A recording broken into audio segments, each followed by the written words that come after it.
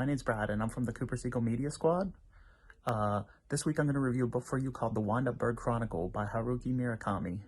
This book was actually recommended to me by my friend Chris. He was reading it, and he was like, this book is really weird. I need to talk to someone about it. And so I was like, yeah, I've heard of this guy. I really want to read this book, so I'll check it out, and we'll talk about it. And turns out he was right. It's a very strange book, but I found that very entertaining, actually. And I would classify it more as speculative fiction, maybe magical realism, some people have said.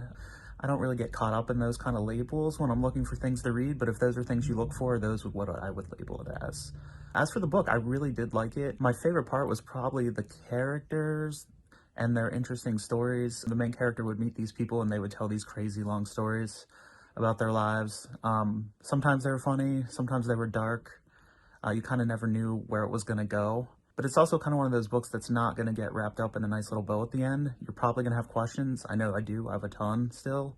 But it's definitely worth a read, especially at the time like we all do now. So I would definitely check out The Wind-Up Bird Chronicle if you have time. I read it on Libby as an audiobook, actually. The narrator was also really good. So if you're in the audiobooks, I would suggest that. If not, you could probably find it in another ebook place. But thanks, and I'll see you next time. Bye.